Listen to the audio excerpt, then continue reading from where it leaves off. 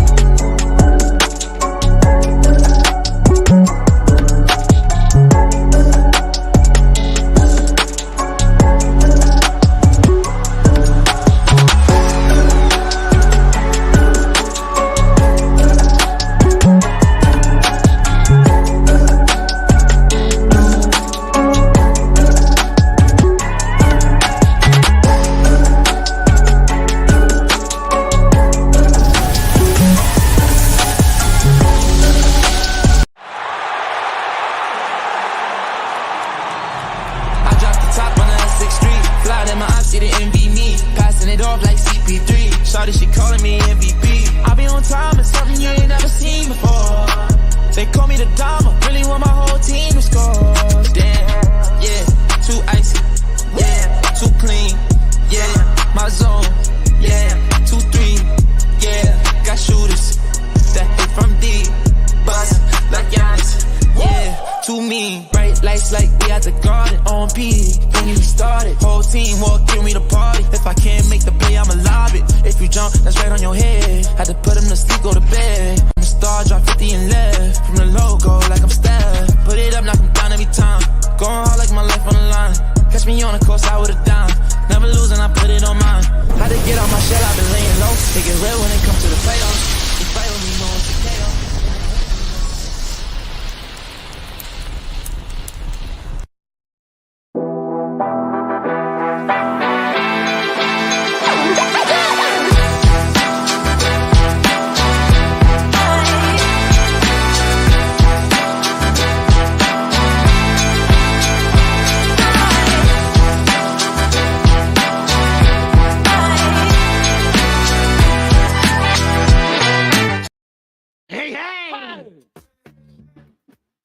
Hey, how's everybody doing? My name is Ryan Tamori. Welcome to another episode of the Pit Press Live. Hope everybody's doing well.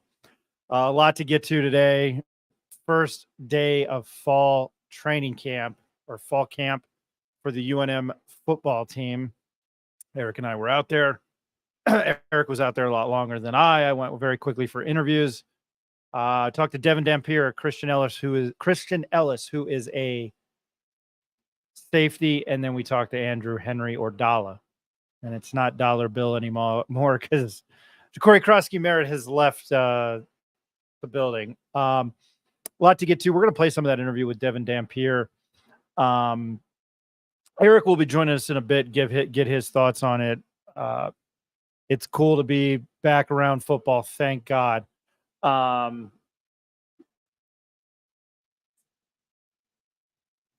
Couldn't find the soundbite. But anyway, hey, I'm joined by Richard, a two-time offensive state lineman for San Juan Mendoza and the St. Pius Sardines. He played basketball for Damian Segura. He won an MVP of a 35-year-old men's Filipino league. I don't know. I just make that up as we go. But I'm always happy to have him on joining us. His name is Rick Thompson. With you again. Richard. Rick, how you doing? Doing good, man. Happy to be back on, talk some football. It's a special time of year. We're about a month away from football, and they're putting on the pads. The pads are popping. They're doing some drills, and can't wait. You know, we got some fights already in NFL camp, so gotta love this time of year and happy to be here to talk about it. I'm trying to think what NFL news I saw today. Cowboys are in shambles. That's beautiful. I don't think CeeDee Lamb is there. And then Dak Prescott said he really can't see himself playing anywhere else, but is very open to it. So fantastic on that front. But we will hit it home with UNM football. I was able to be there for a little bit.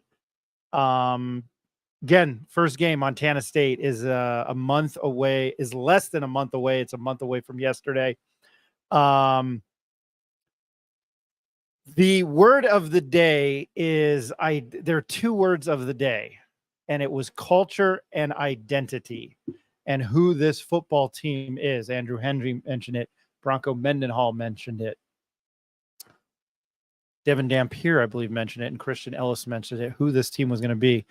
We don't have the Andrew Henry interview ready to, if I can talk tonight. Andrew Henry interview ready to go. We will play that for you probably next week.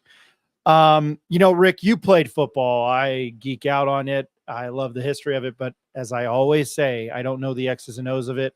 I did not play, but you were on some pretty good teams. What is it like to have an identity and let teams know what you're going to do? I mean, how significant is that?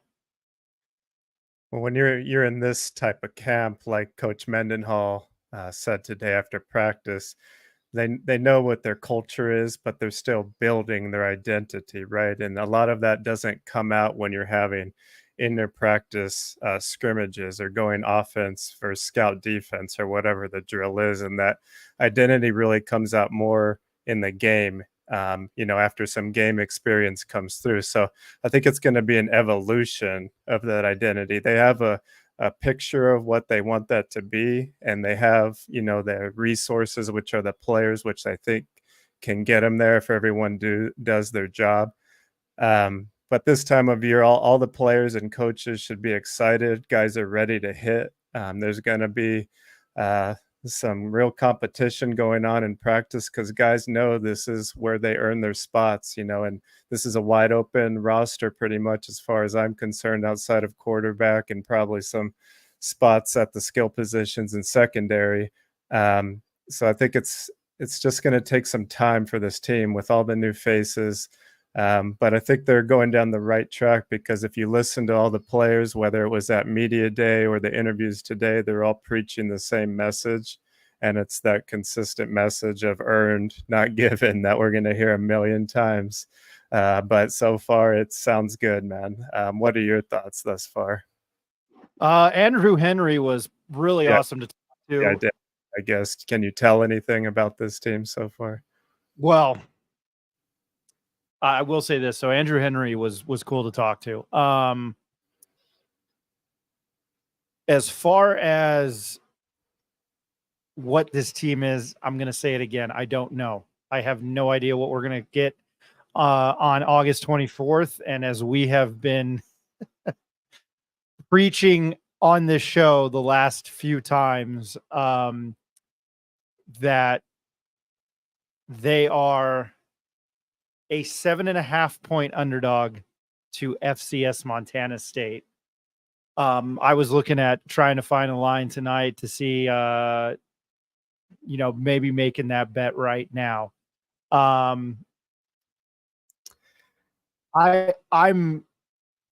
don't know. I don't know what to expect out of this team. What I saw, it becomes a little bit different when you get to know these players and, you see how much work they're putting in. Andrew Henry had made the comment, we're working hard. It's hard work. We want to be here, we want to win. Andrew Henry even made the comment that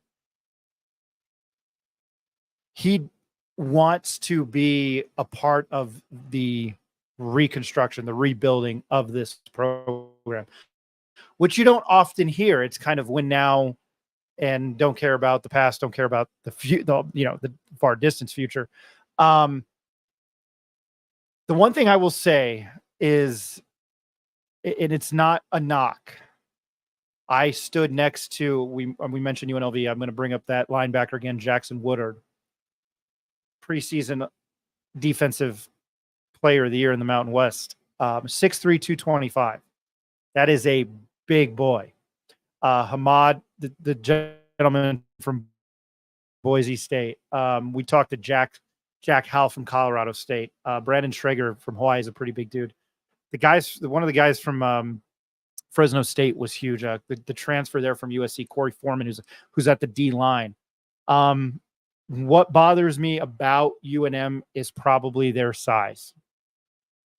What I see out there, it just kind of scares me. Again, didn't play, but Rick, I mean, how does size play a factor into trying to rebuild a program? Would you have any idea? At this level, I think obviously size on both sides of the line has something to do with it, but obviously skill and will have a lot to do with it. And there can be undersized linemen that, as long as they're using the right technique and know where to be, can still put a block on someone larger than them.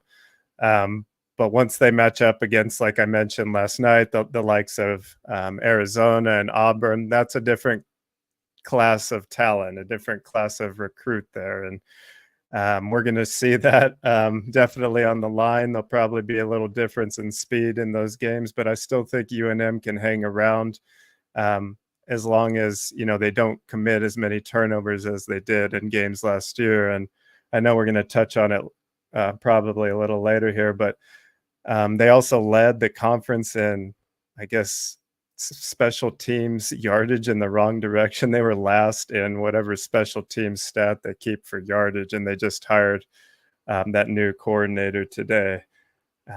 What is his name here? Brett Arkelin. I'll work on the pronunciation, but they got a new special teams coordinator, and it sounds like Coach Mendenhall has all the faith in the world in him, and that's definitely a big part of the game, because field position is going to be critical for this team if they're going to stay in these early games. Ripping off of Sean Ryder's article that you can read in the Albuquerque Journal tomorrow. It's already up on the website. Today was his first day. He is a former Fresno State staffer. Bronco told this to us, and Sean used it in a story, quote, "Special teams is a huge emphasis. University of New Mexico was last, 12th in the conference a year ago in average field position. Field position actually determines outcome and really what you get, what you design for. So we've been looking ever since I was hired to find the right person for the spot." Mendenhall also kind of mentioned how it was like a battle of, which it is, battle of field position, but I mean, the more I look at the stats from last year, I think the more I'm baffled that they won 4 games because of the special teams, how bad the defense was, and the penalties. But I hate to use this reference. I have seen the older I get, the less I care. But the Giants in 2007 went off of a defensive line that played out of its mind, and Eli didn't turn the ball over. And second, in 2011, when they won the NFC Championship game and the Super Bowl, it was kind of because of Steve Weatherford, the punter. He did I can't believe I'm saying this. He did a phenomenal job punting and pinned the Patriots and 49ers down deep. And then if you remember Kyle Williams, he had the 2 gaffes. But Steve Weatherford kind of was a big factor in them winning the Super Bowl. And I never forget somebody saying that the week of, they were like, how important he was to that team. We also have Ned James on a lot, who's a former quarterback from the late 80s, and we will start to get him on. He's also color commentary on with JJ Buck for broadcasts on the Lobo Radio Network for football. And he doesn't even like stress offense as much. It's defense and special teams. You win games on defense and special teams. And I had said that this team was probably a couple of penalties away from maybe being 6-6 last year under Danny Gonzalez, which in hindsight, I don't know, you see the stats and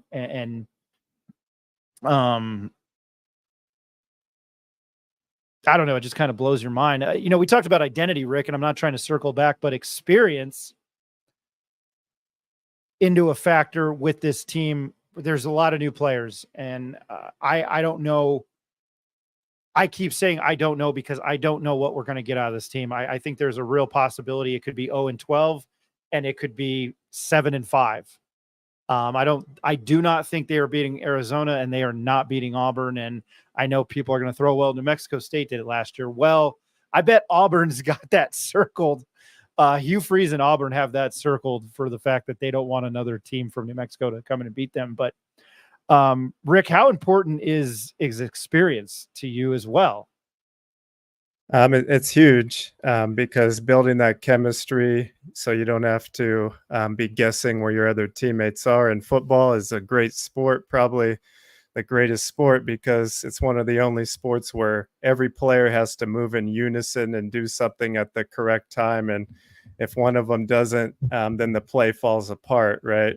And one thing Montana State does have the edge over UNM in is experience. They have a lot of 4- and 5-year guys, hell, even 6-year guys that have been in that program a long time. They have a lot of camaraderie. From what I understand, they're really enjoying camp right now and looking forward to kicking off their last season. Whereas UNM, they're probably still trying to learn some of each other's names. And that's probably not, I'm not joking as we move forward here. But the good news is it sounds like Sol-J Mavia Peters, the transfer from BYU, who was the New Mexico Bowl MVP, was at camp today. He didn't practice. I guess he's having some issues transferring over his credits, but I think he was there. So it's good just to see other quarterbacks getting snaps now. That'll build chemistry, having other guys out there. Building with the receivers, that takes time, and it's not going to come overnight. So the more reps that these guys have, the better. So only with a month left, they don't have a lot of time, right? Like these guys at Montana State have had. So they're going to have to rely, hopefully, a little more on their skill that they should have, I think, over Montana State.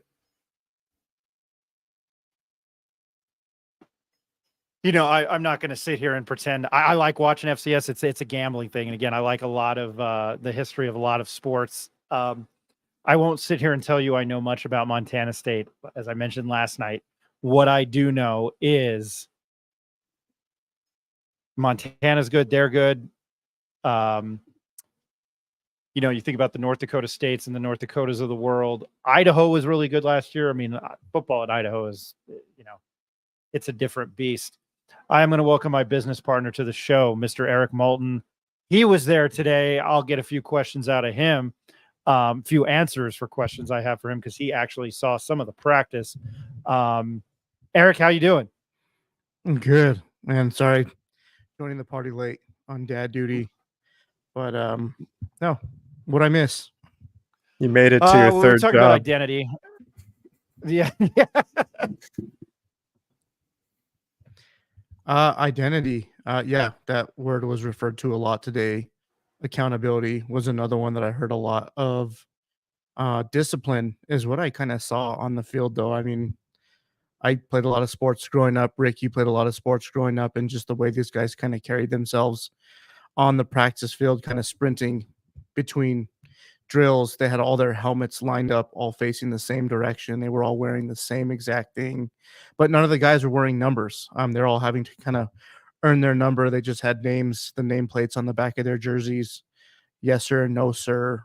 Everyone kind of beating to the same drum. And in our interview with Devin Dampier, which we'll show here in a little bit, was he kind of talked about that a little bit with we have like this extra oomph in our step now. We kind of know we're going all the same direction. We're all rowing the boat in the same direction. And you can see it on the field. I mean, just the excitement. The guys were pumped to be on the field. Guys were kind of holding each other accountable, picking each other up. And man, it was exciting to see. And that was probably the biggest difference that I saw from this year to last year. That was just one of the things that stood out to me. So I'm not sure what else you guys covered, or maybe Rick, you might have touched on it already, but I'm excited. I'm excited. This is probably the most excited I've been for Lobo football in a while now. And I was happy to be there today and kind of see that firsthand. We have, I wish I had Beavis and Butthead the laugh queued up. We have 69 people watching us right now. Question of the night. What do you want to see UNM improve on in 2024 in Bronco Mendenhall's first season as head coach? Throwing that out there. Please comment on YouTube, Twitter. I think Rick and I both know what we want. I just don't want 11 expletive penalties per game. But yeah, question of the night: what do you want to see UNM improve on in 2024 in Bronco Mendenhall's first year as head coach? We'll read those a little bit later. Eric, we had already. I try not to be repetitive here, but we had mentioned this earlier in the show. Was you had mentioned it to me, and I had said it was the size of the team. I am not here to bash these young men. I know some of them probably make more money than I do, but I thought you had. Maybe I'm making that up, but it was something that I thought of was this team is not very big. And I know it's that whole, all right, yeah, it's not the size of the dog in the fight, but the dog, or not the dog of the size in the fight, whatever the hell that is. But I think that this team is pretty small, man. I don't think they are that big. Time will tell, but I'm just saying the 2024 UNM football team. I don't know how they're going to match up with U of A and Auburn.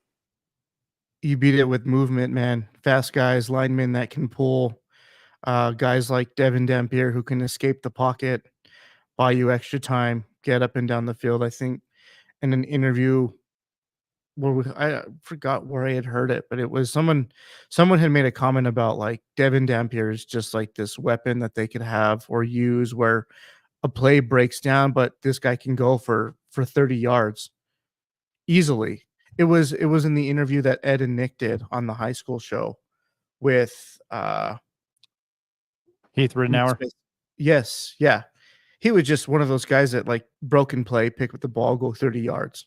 He's that kind of lightning in a bottle type player. And if you guys put some linemen that can pull out in front of him, some dudes up front, some wide receivers that can make some plays in some space, then the size doesn't really matter that much. You're going to beat some of these teams with discipline, right? That was kind of one of the big things that they needed to focus on this year was eliminating a lot of the penalties. Bronco in his interview today mentioned field position, hired a new special teams coach, that they wanted to make a change there. And then just kind of guys that are willing to go out and make plays. I mean, Andrew Henry had that electrifying play last year. I think it was against Utah State or Nevada here, where he kind of went back and he ended up breaking like a 70-yard run or something like that. But that's how you beat size, man. You beat size with guys who can move, guys that can kind of improvise on the fly. And I agree. And what Coach Mendenhall also mentioned today is Dampier's decision making, and already just at a young age he's making the correct reads, and he's also quietly becoming a leader with the way he's going about his business. So I think back in spring camp, he was the only quarterback getting all the reps, and that was a big thing. The added experience. He's getting to work with every receiver out there, every tight end, every lineman, telling them the position to be in. So I think that leadership will grow, and it sounds like he's got a good head on his shoulders and knows how to play this game. And in those limited spurts we saw last year, most of that decision making was good, and excited to see more of what he can bring based on what the coaches are saying and what you said about being there today. Yeah, man, you kind of hit the nail on the head, and you and all the people watching are going to see just kind of what kind of person he is, how mature he is. Really impressive young man. I mean, speaks really well for only being a sophomore, but it's pretty clear that this is his team. He's got the right mindset heading into this year, that it is his team, and he's got to be one of the guys that kind of drives the bus. And so, yeah, man, I don't want to really give away too much or spoil it. I think the interview kind of speaks for itself, but yeah. One of the things that Bronco, I forgot who asked it, if it was the new girl from KOAT or Sean Ryder of the Journal. But I think it was the expectations for the season, and Bronco's response was individual and program improvement. But the big one was, quote, individual improvement. And it's like that, when you hear somebody say, oh, he's a great football player, but he's an even better guy. Like when you hear that type of stuff. I mean, I get it. You're in college. You're figuring out the way of the world. I thought it sounded like he was taking precedence over them growing individually, and maybe it'll bring them together as a team. Eric, I don't know if you caught that, but that's what I caught. That's the way I perceived it. and I could be wrong. Yeah, no, say that one more time. Like how it was how it was perceived that he said that individual improvement on and off, basically like off the field. That's how I perceived it. That's kind of what Bronco Mendenhall said for expectations for this season. Oh yeah, no, I think he was kind of alluding to just developing these guys' characters, right? Turning them youthful Yeah. boys into grown men and holding them more accountable and kind of building a culture within that everyone's kind of holding everyone else accountable. And that kind of leads to what shows up on the field every day. I mean, executing plays, staying away from just bonehead penalties, and being able to carry on and off the field, and being able to kind of be in a right mindset, mature. I think that's what he meant by that, is kind of just developing these young minds. And it's all about these strong-willed human beings now. Because I think at the beginning of his interview, he made someone had asked a question about this year from the transition over the summer, picking up kind of the broken pieces that Lobo football was. And he made a comment about when he met with some of the players one-on-one, that he could just see this like lack of confidence in them individually. And he didn't mention any names. I think it was more of a general statement, but they weren't looking at him eye to eye. Like they were almost not scared of him, but just didn't have this confidence about them to speak to him eye to eye. And that was one thing that he wanted to do, was just develop characters and strong-willed people and guys that are going to finish the job, and not only make it about wins and losses, but just how you carry yourself and having that discipline about your lifestyle. And that's kind of what his message has been since the beginning. I mean, since the day he was introduced as the head coach. And one thing he was also mentioning is he really loves to develop young coaches and young professionals. So you see him taking on this young special teams coach. You know, he said he really sees something innovative, creative in this guy, and hardworking guy that can bring something fresh to the table. You know, that third part of the game that doesn't get looked at too much. And I'm actually buying into some Coach Bronco's propaganda here. I really like the thing he said about, you know, these kids are a football player, and, you know, like, and what else do you do? And you're a student, and you're this. So sometimes I think about that, like, I'm this, but and what else, you know, are we doing with ourselves? So I'm buying into it, and I'm eating the Bronco cornflakes this week, guys. I will get a lot of flack for this. And it's probably done on purpose. Mike Locksley, Rocky had a good relationship with Greg Archuleta of the Journal at the time.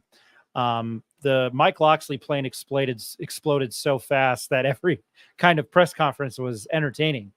And he looked, you know, he was just like sweating profusely. I didn't really deal with Bob Davie all that much. I thought Danny was great. I mean, Danny at least threw out a guarantee. That probably would have resonated around the basketball world a lot here in town. Bronco's boring. And I think it's on purpose. Because when he walked up today, he was kind of like, somebody asked him a question. He was like, yeah, we're really excited to be here. It's good. It's not like a Bill Belichick thing, but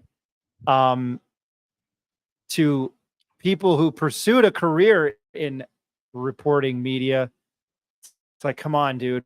But it's all business. It's all business. In the long terms of things, it's business. I was just gonna say, it can't be any worse than that UCLA coach that you showed last night, man. So we should be lucky. Dude, that was, I felt embarrassed for him. We're at least, it was painful to watch. It was like having a hemorrhoid. It was like, we're in LA. I was like, well, yeah, the name of the school is UCLA.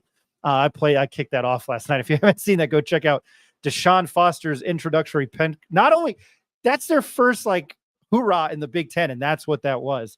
I stole it yesterday, but I saw somebody tweet out, well, can't wait for him to go 2-10 this year, or smells like 2-10. At least it wasn't that. But yeah, Bronco is very I get it. It is who he is. And maybe at this point in covering this team, I really don't give a shit how the head coach acts or what he says. And Rick, I'm going to steal it from our friend Steven Pena, who's also a UNM alumni. I still have the voicemail that he left for me when they were losing to New Mexico State last year. As long as they beat New Mexico State, which I've kind of joked about that they've called it the New Mexico Broncos called it the New Mexico Championship, which I can't wait for. But yeah, I get it, and I'm kind of over the whole, well, the coach needs to be this way, needs to be that way. I mean, at least Bronco, I think maybe Lane Kiffin has the right to do it. I mean, he's straight up calling out Paul Feinbaum and calling him an idiot. But Ole Miss might be competing not only for the SEC this year, but a national championship. I think they're that good. Going to this, Juan Baeza. BYU fans always complain about how Bronco addressed the media as well. Shit don't matter if it works, though. Yeah, no, I'm sort of turning the tide on that because when you talk to players like Andrew Henry, and I know people say, well, I don't care what the media, what the media says, but when you're trying to cover the team and get a quote from the guy, it just makes your job. It's a job. It makes your job a little bit more difficult, but I'm not going to nitpick. Sean Ryder was able to use his stuff today, and he had a kind of a good quip about how today was Sean Ryder. I thought it was great. He asked him if it was like the first day of if it was like Christmas morning today, and it was like a little bit of that feel where there was excitement and Bronco gave him nothing. That was great by Sean. I got to give it to him. Bronco didn't. Or I was listening to it. I don't know there in person if he even gave a smile, but it sounded like he didn't even laugh. So I enjoyed it also. But like I said earlier, really quick, we need to celebrate this day of the first day of pads because as a player, there's nothing that excites you more. And just a quick story back from high school, we had a young man playing freshman football for the first time, putting on his pads, and he got his knee pads and didn't realize where they went and put them on his butt cheeks. So when he came out to practice, you can bet some things were said to him by the other guys. So I'm guessing the Lobos had their pads on the right way, though, and they were popping. But I'm jealous of you guys being there today, man. I know that man, and I love that man that put those pads on his butt cheeks. Bronco is the press whisperer. Jimmy, I think you've got that wrong because if he was the press whisperer, he would probably be telling us how to do our jobs and how to do it better. I think we want him to be the quarterback whisperer. I'm going to go to a few comments before we take a quick commercial break. We'll come back and wrap that up and then play some highlights from what Eric was able to get today, as well as the Devin Dampier interview.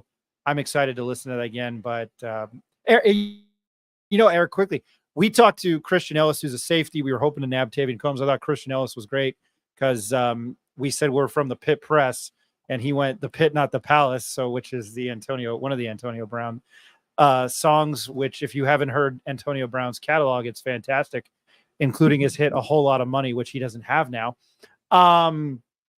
What did you think of Andrew Henry, though, Eric? I thought there was a nice level of confidence there. And essentially, I know we were talking about how this is Devin Dampier's team. Andrew Henry is, and it's a deep running back room, but Andrew Henry is going to be a very, very significant part of this offense. And I don't know if necessarily want to say his right-hand man, but right-hand arm man, if anybody gets that joke. But if he's just going to be a very integral part. We know we mentioned Caleb Medford out there, but what did you think of Andrew Henry? He was awesome to talk to today. Yeah, man, he's an electric kind of human being. Really excited, talks really fast. You could just tell he was just happy to be there. Was happy to join us again. We'll probably have to reach out to your boy Frank to see if we could get like an exclusive interview with him, maybe on a live stream before the season kicks off. But I mean, his personality is kind of the way he plays, right? He's super fast. He's quick. He's exciting. He kind of likes to put on a show. little bit of a showman. I know that's kind of your terminology there, but um, bright kid, fun to talk to.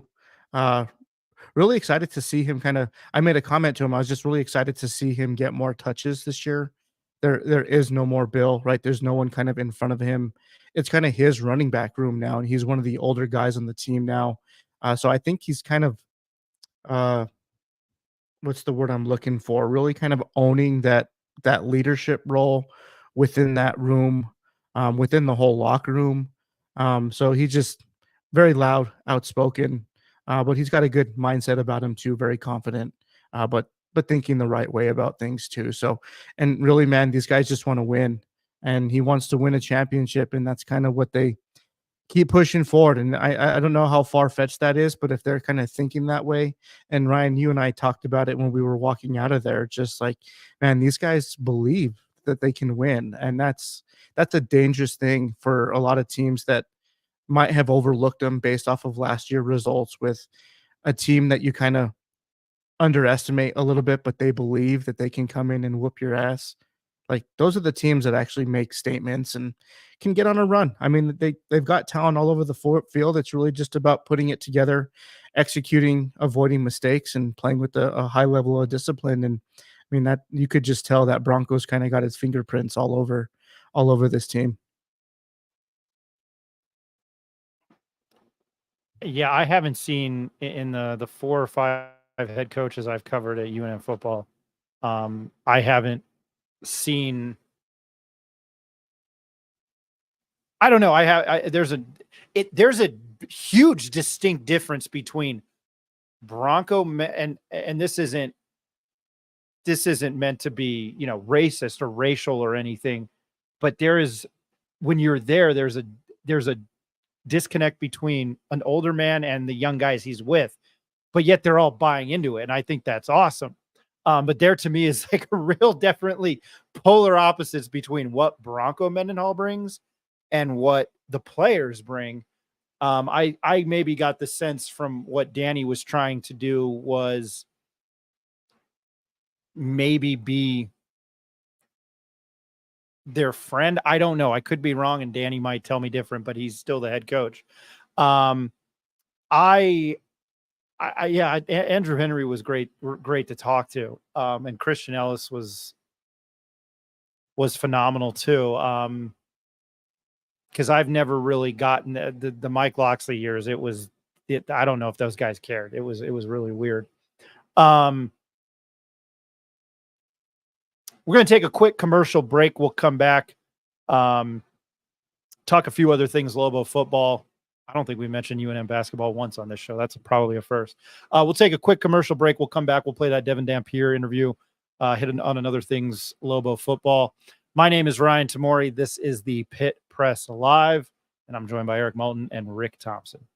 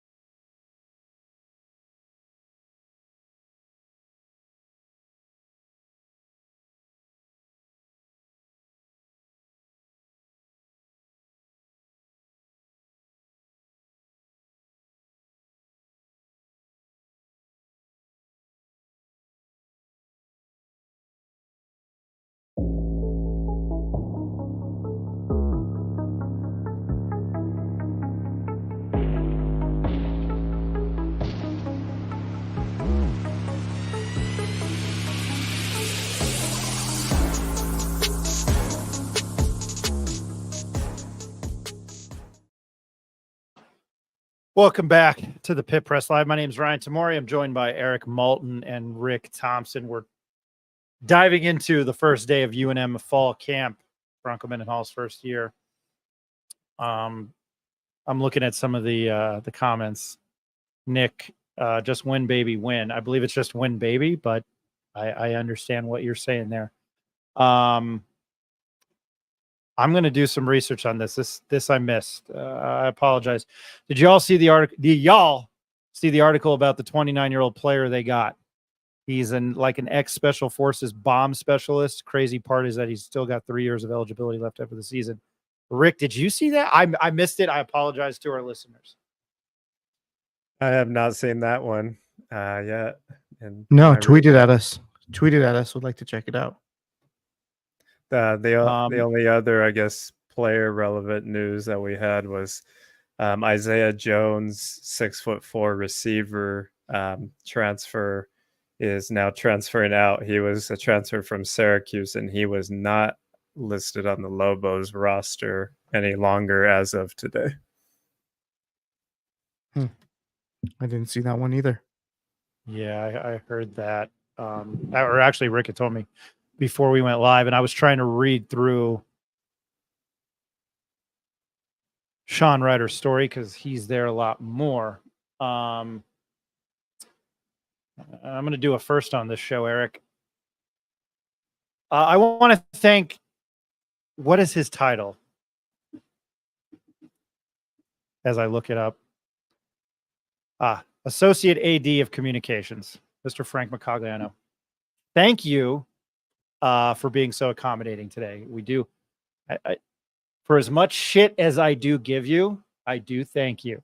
So thank you very much today. Really appreciated it. Just before we go off, and then we'll play the Devin Dampier interview. Question of the night: what do you want to see UNM improve on in 2024 in Bronco Mendenhall's first season as head coach? I'll go over those a little bit. Now I'm really interested in this Special Forces player that's in his late 20s. Love those stories. And if that is true, which I believe it is, that would be a very good player to talk to, and I'd love to have him on the show. Sean Ryder wrote about it. I can't recall his name. Said he was like 6'4", 230, just a massive dude. Laughing, crying, emoji face. I don't speak emoji. I apologize. Anything else before we get to Devin Dampier, and we'll react to Devin Dampier's in meeting with the media today, which we cut some of it up, but I liked listening to him, Eric. I thought he was great. Not sure your thoughts real quick. He's impressive. I mean, he's only a sophomore too. Really, he knows he's the leader of that team. I think the guys around him knows he's a leader too, and I think he just kind of stepped in to that role really nicely. That's something that's not coachable. It's not teachable. You just got to have this super good personality and adaptability, kind of this aura about you to be able to kind of fit into that. Rick, you know what I'm talking about. You've had those guys on teams that just have that personality that kind of, I don't know, they just have this sense of ownership about them, and they just kind of lead by example. I know that's really cliche to say, but he does, man. And in his interview, he talked about a time last year when Danny was let go. There were guys that were kind of tinkering with the portal. Do we stay? Do we go? They were still having workouts, and they were all voluntary. Some of the guys went, some of the guys didn't. Some kind of flaked out over time, and the guys that stuck around are kind of still there. And one of those guys was Devin Dampier. So just kind of speaks to his character. And I think that the interview that we show is going to give kind of our viewers an inside look at him. And I don't know if there was much coverage on him last year because Dylan Hopkins was the guy. And but when Devin took over, man, you just saw like this kid was just oozing with potential, and he was super fast and exciting to watch. And man, that's kind of one of those guys that can definitely energize a fan base, energize a team, and kind of give your team an identity, right? It's kind of a different style of play when you have a running quarterback. It's a super dynamic and gives you an edge. You know, I give the kid a lot of credit because his first start was on the road in Boise, and there was a lot going on in Boise, Idaho, at that university within that football program at that time. And he came down in the first drive or two. He looked like he had done it before, so I'm excited to see what he can do. And you know, I'll say this: I'm not really buying the Montana State 7.5 stuff, so we shall see. All right, here's some Devin Dampier sound bites and some visual from practice today. And kudos to Eric for getting it. All right, first off, just general question: how's it feel back out here? How'd it go, man? It felt really good to be back out here. Football is the first love to me. It's always been. So just the excitement that I've been waiting for this, my first season kind of being a starter, definitely it meant a lot to come out here and kind of start building our team, building our program to get ready for the season. When you compare last summer, I don't remember exactly when it happened, but I think by July, G had named Dylan the starter and all that, to this summer where you're actively preparing to be that guy. Exactly. What are the differences for you? Yeah. Well, we have a really competitive QB room, especially with who we just brought in. And those guys know it's still always a competition. I mean, I'm never going to downplay. I'm never going to play down, even though that I've been named the starter already. So, I mean, my mindset hasn't changed, but it's definitely great knowing I'm going to be the starter and just start building those bonds with my teammates and stuff. It's a little bit of a new room. I mean, Isaiah's back. Yeah. And he's been here, but he's back and all that. And then Emery, and then you got James too. What have you seen out of the newcomers in particular? Yeah, Emery's obviously a dynamic player just like me. He could run and pass probably just as good as me. Then we got James. James just kind of came in. He's a pretty accurate passer. That's definitely what he does the best. And then, I mean, Zay's just a playmaker. That's how I would put it.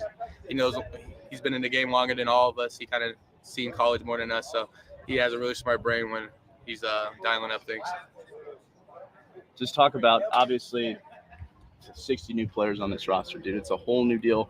How has it been, though? Do you think that Broncos kind of made it, like, kind of easy to transition, and I mean all the hard work? Are you feeling the confidence, you know? Yeah, Coach Mendenhall is a great coach. I've never really seen somebody be able to bring in that new of players, and for us to have the bond that we have already and kind of set our motives, and we have a high standard, and so many people have already kind of settled on that high standard. So big shout out to him and Blackjack for just being able to do that. So yeah, I'm very happy where we're at. How would you describe how this program has evolved under new leadership to this point? Yeah, I definitely say it started off when everybody got here. We had a lot of optional things. People were kind of some people wouldn't show up. Some people wouldn't take it as serious. So I think later on, just us starting to have a leadership group and actually starting to build that standard, and people starting to believe that we can actually go win games here, it definitely changes everyone's mindset, and once it makes people want to be there, want to get better, and that's the biggest change I've seen. The earn not given mentality slogan, how has that changed this program and the team, even yourself?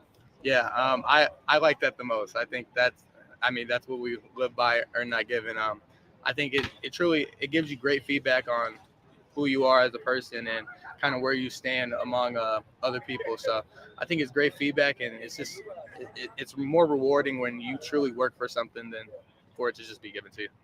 You get back a couple of weapons on offense. Just talk about, obviously, like Luke and Medford and Henry. I mean, just talk about the optimism and the excitement. Do you think how this offense is going to look this year? Yeah, obviously Luke is the leader of the receiver group, and he's been here. So I'm really excited to finally have a year with him and be able to build that connection. And just obviously Caleb, and this will be Sean's first year playing, and Nick, those guys, they've been working really hard over this spring and this summer now. So I'm very happy out for day one win. A lot of completions with them. So I'm assuming it's going to translate to the game. In terms of what your summer looked like and your preparation for all this, I mean, what was the focus for you in particular? Yeah, definitely a connection, and also just kind of getting my reads more down. I just want to know where I'm going with every play. I want to be able to answer questions on the board without any help, like just fully knowing the offense. This time is to fully lock that in. I feel like I learned a lot during spring. So now the offense feels similar to me. So now it's just locking and making it automatic. Is that a position Beck puts you guys in a lot, where you do got to step up to the board? Hey, this is what my read is here. This is what I got to do here. You kind of drop that out and all that. Yeah, especially if we're going over a play, we're gonna run. Like we have a team install coming up. If we run a play, he's gonna say, "Devin, go up there and draw up a play. Tell me what you're thinking." And I mean that I find that very great for me, because when I used to play football, I feel like I used to kind of just be out there and look for open guys. So now that I'm actually learning the game a lot more, I feel like the game's slowing down for me a lot. Does that, I mean, and Beck's always talked about that too. I mean, at the end of the day, playing quarterback is all about decision making and all that. Do you feel more comfortable with making decisions at this point all the way, even compared to last year, high school? Yeah, I feel a lot comfortable with Coach Beck. He knows I'm kind of an aggressive player, and he's kind of allowed me to show my aggressiveness when I want to make a throw or something. So I think that makes me very comfortable on the field and allows me to play at my best. Just a question for me: how much different does it feel day one from this year to last year? I mean, just the mentality of the players and stuff. The buy-in, is it a little different? Yeah, I wouldn't say last year I didn't have belief in our team, but this year, I mean, I see it. I truly see it. And when you see that you have a coach that's constantly progressing people and getting the most out of people, it gives you a lot of confidence that this year, even if things get bad, I've seen our team bounce back multiple times during multiple camp things that we've had going on. So, yeah, I'm very comfortable where we're at, and I think we're gonna have a good year this year. Thank you so much, man. Thank you, guys. Thought that was I think one of the things that he said, I think his admiration for his wide receivers. I thought that was really good. Lost my train of thought there. I was reading a comment. I don't know. He's just got a presence about him. I think that he knows that he is a starting quarterback of a Division I football program. I get that sense. He's much more charismatic than I thought.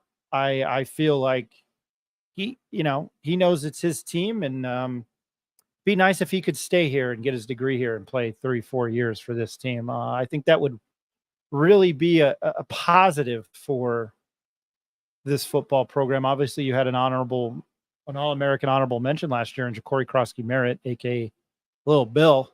But that's one of the things, you don't have that with this program. You got 1 year of Ja'Cory Krosky-Merritt, and it's like, all right, who are these guys? Everybody's new. And I understand that what the transfer portal is, but see, some people stay.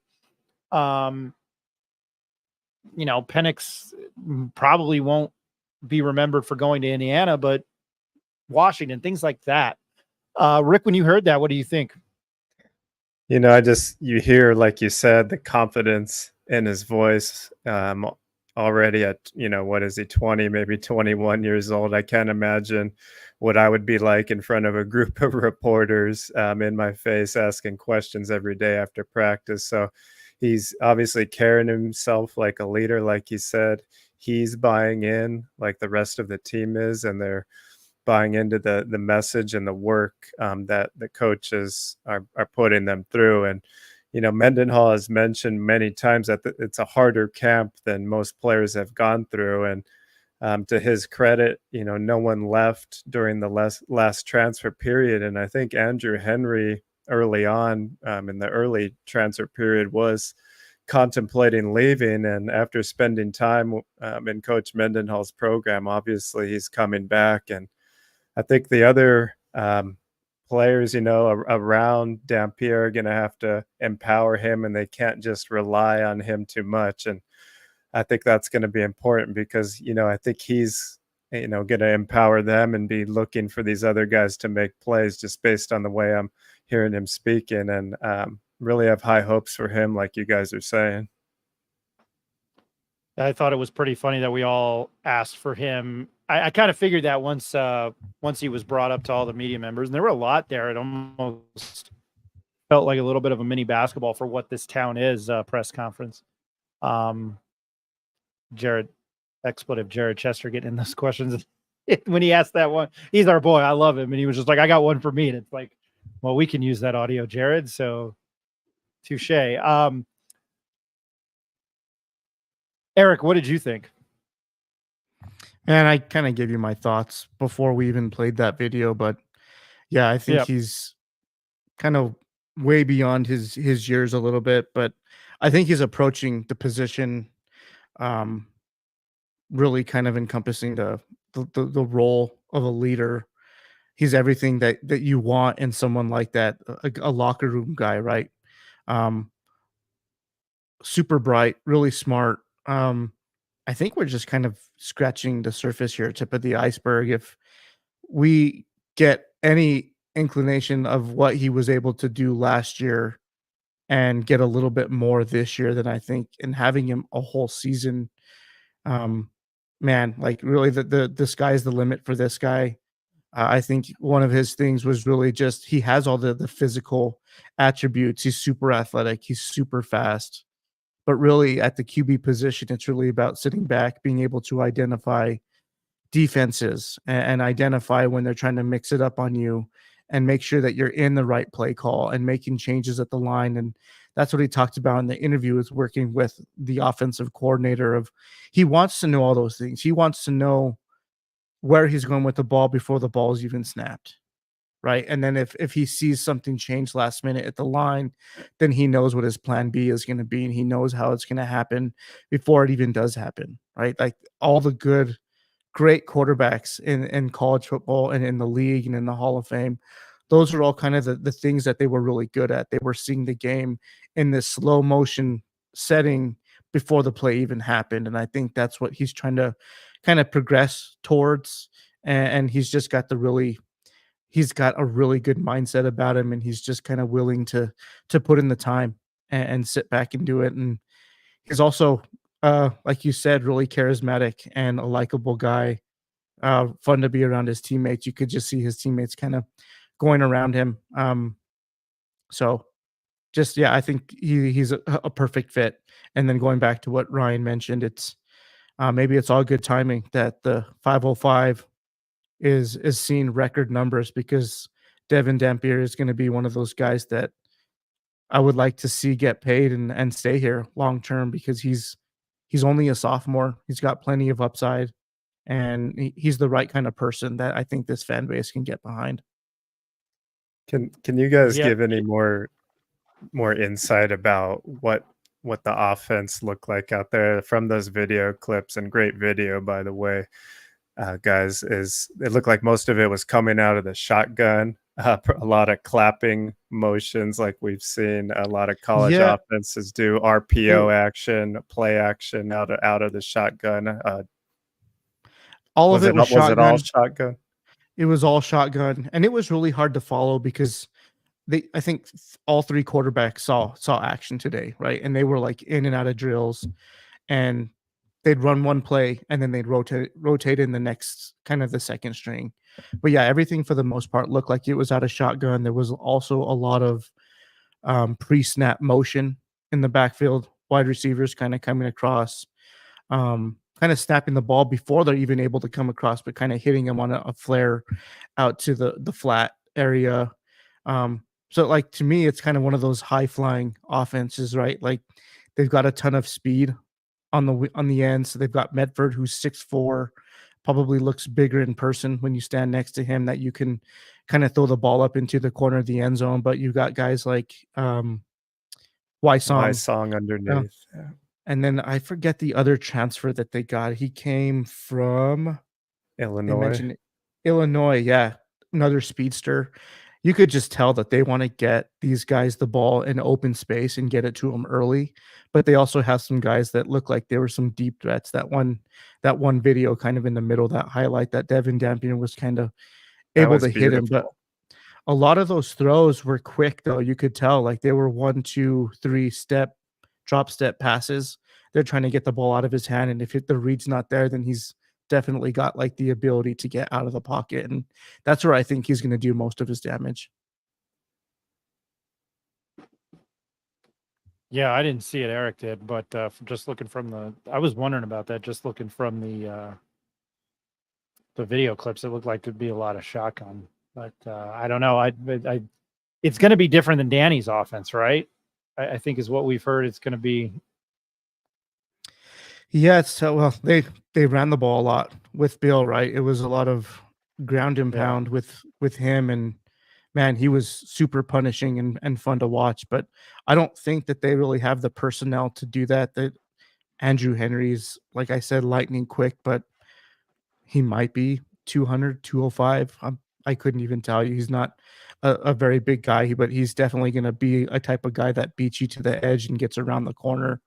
And then next thing you know, you're going to see the back of his jersey. So it depends, though. It could be one of those by committee working guys in and out, but I think that they have a few weapons. I also think they have a few aces up their sleeves too that we might not have even seen or heard about because cameras haven't been allowed to really be at practice. So I think the closer we get to the season, the more we kind of get a firsthand look. We'll try our best to get something to show. Yeah, and I think, like I mentioned last night, based on what Coach Mendenhall did at Virginia, I think we're going to see lots of players touch the ball. So look for Eli Sanders to touch the ball out of the backfield, or Javen Jacobs to touch the ball maybe on some of those swing passes, and really get a lot of guys involved, and maybe even see some of these other quarterbacks get involved in gimmick plays or running the ball themselves, which he also did at Virginia. So I think it's going to be exciting with these weapons that they have. Ronnie Chavez, we asked for Tavian Combs today. We were not. I did see him. He was in a walking boot too. He wasn't there very long. I think he was with some trainers on the side, but he went back right away. I'd love for him to stay healthy. We also talked to Christian Ellis, safety, and obviously we've been building up Andrew Henry. We love talking to him. We will have those interviews next week. We'll also try to make as many practices as we can. Yeah. We'll have those up, and then we'll also have right leading up to the season. We'll have some more interviews with some of the guys that we spoke to in Vegas at Mountain West Conference Media Days. You can check out UNLV. We've got that up there. Ricky White III. We played that last night. Full interviews up there. Head coach Barry Odom and a man of man, Jackson Woodard, linebacker, 6'3", 225, and Ricky White III. Want to go back to really quickly the question of the night.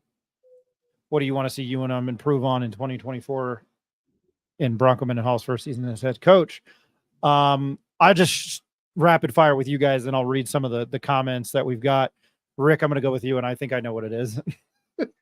Yeah, we've talked about it, but obviously instilling that discipline that they've talked about over and over again, to me, is going to show in the number of penalties, how many times guys jump off sides, holding, careless pass interference. So how tight are their heads screwed on, and just how well can they protect the ball and not turn the ball over? If they do those things, I expect them to hang around in most of these games. So I really would like to see them improve on ball security and obviously turnovers, penalties. Eric, you know what? I actually think we're starting to see a little bit of it, and it's really starting with the change of culture, the character of the guys, and the overall attitude. I know it's preseason. I know that everyone's going to be excited for first day of pads, like Rick had mentioned. But you could just sense that, like, just the excitement these guys had, how they had their each other's backs. You heard Dampier talk. These guys just have a different mindset and approach this season. I feel like the directive has been given, and they're kind of building up to that, and they just need to start tightening some bolts and start kind of building in those plays in the playbook and the things that are actually going to be the difference makers in the games. But I think that the foundation has been built over the summer. The attitude and the overall character and chemistry of the team has kind of been developed, and that's kind of what I think any Lobo fan would have wished for once Danny left. And I think it's really exciting. Don't want to put too many eggs in one basket, but I think we're definitely kind of in for not a rude awakening, but a pleasant awakening for UNM football. I'd like to see it get back to where it used to be. Everybody's got a plan until they get hit in the mouth, punch in the mouth. Some of the comments on what they would like to see improved for UNM football this year. Juan Baeza, one thing we can expect is them not having over 1,000 yards in penalties. Shot themselves in the foot time and time again last season. It was, do I want to use the brick to the hand or trying to take a dump with the hemorrhoid? Because it was very painful to watch them with their just like that. You're right. Yeah, it was like taking a sledgehammer to your hand. It was so painful to watch. And that Utah State game on Black Friday was one of the worst, the most undisciplined. And it wasn't just them. It was Utah State was one of the most undisciplined in-game football scenarios I had ever seen play. Eric Markham, I just want to see improvement throughout the season. Good coaching, discipline, and execution. I'm not worried about wins, just seeing improvement, heart, and fight. Woof, woof, woof. I think we can all agree with that. And as I always say, Lobos don't woof, they howl. Very quickly, wanted to do this. Ronnie Chavez, first game turnout will be. What do you guys expect turnout-wise for the first game? Ed is really kind of phoned in on that. You maybe get 22,000 for the first game. I don't know. It's going to be hot on August 24th at 2 p.m. in the afternoon in Albuquerque, New Mexico.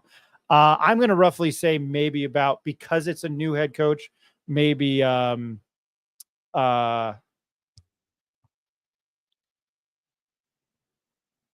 about 25,000. Rick, quickly first, how many think people are going to be there the first game? I still don't think the buy-in around town is too high. I'm setting my standards low. I'm going 21,000. Yep. Eric, I'll keep an even number and go with 20. I mean, the season tickets, that deal's too good not to buy, right? Like you guys better be there. You don't get physical tickets anymore, so you just can't buy them and like light a cigarette or cigar with them. So that would be I don't know. Anyway, where was I going with that? Thinking about lighting $100 bill to light a cigar. Hey, we're gonna cut short tonight. We'll be back next Tuesday. Few things around here again. Hey, always, we were trying to do this. Hit us up on our mailbag. Anything you like, any ideas for the university? We had somebody email us about football. You can tell me how much you fucking hate me, or how much you like the show, and how much you like Eric's work, which I thought was really good today. Eric is the visual brains behind this. I'm the talking head here that sometimes gets things right and things wrong. Or applaud Rick for his knowledge, which I do get a lot in the comments. I don't read them. Check us out there as always. Instagram, the Pit Press NM. Check out our website at thepitpressnm.com, and our Twitter handle, X, is the Pit Press NM. Something I had mentioned last night.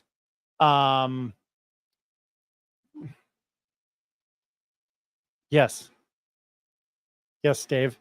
People don't like me. Are you shocked? Are you shocked, Dave? I mean, I don't even know if I like everyone likes you. I know. I appreciate it. That's a conversation with my therapist. What we're trying to do on Saturdays, as I mentioned last night, we're still looking for a name. I don't know if we've agreed on that one, Eric.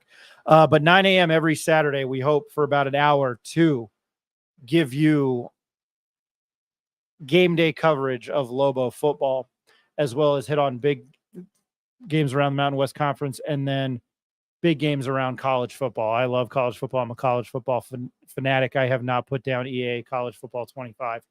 Not NCAA.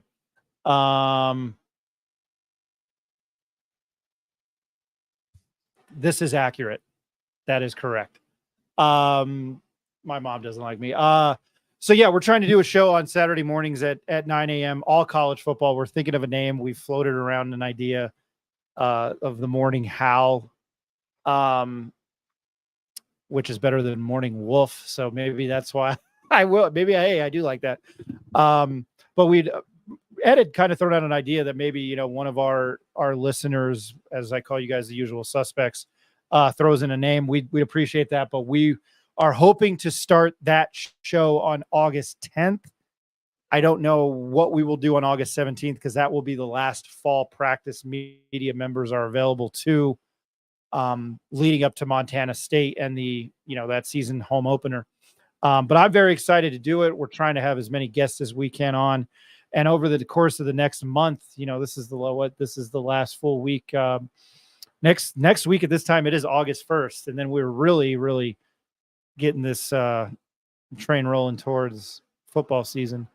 But again, you can email us any ideas that you'd like to have at our mailbag at the pitpressnm@gmail.com. I'm looking forward to it. I'm very excited. I don't know, you know, I was thinking about KKOB. They used to have 3 hours of coverage, and now it's just an hour with JJ Buck and Ned James. Now, you know, we love JJ and Ned, but Eric, I rambled there. Any other thing you have that I missed that you have to add to that? But I'm looking forward to that. This might be the most exciting thing I'm looking forward to. Yeah, no, I think it's warranted that we do it. I think it's exciting. I think we need to cover UNM football Saturday morning. There's a bunch of people. First thing you do, wake up, get coffee, watch College Game Day. But we got to start doing something more local, maybe something around the Mountain West. I mean, the first few weeks, some of the Mountain West programs are playing some big dogs in the SEC and Big 12. So do some due diligence, some research there, and kind of give you guys some rundown before the big games on Saturday start rolling out. But the interview with Devin Dampier was awesome. We'll reshare it. We'll have it up on YouTube probably tomorrow. You guys can go back and rewatch it, share it. And then Ryan had mentioned earlier, we got Andrew Henry's full interview coming out. That was also a fun interview to do. And then Christian Ellis. So we'll go ahead and start sharing these out and maybe save one for the next episode on Tuesday or for the next live show on Tuesday. But we'll keep bringing you guys as much as we can. So we really appreciate you guys tuning in, sharing your thoughts in the comments. And that's what I got. We have a submission for name of the show. Morning Wood.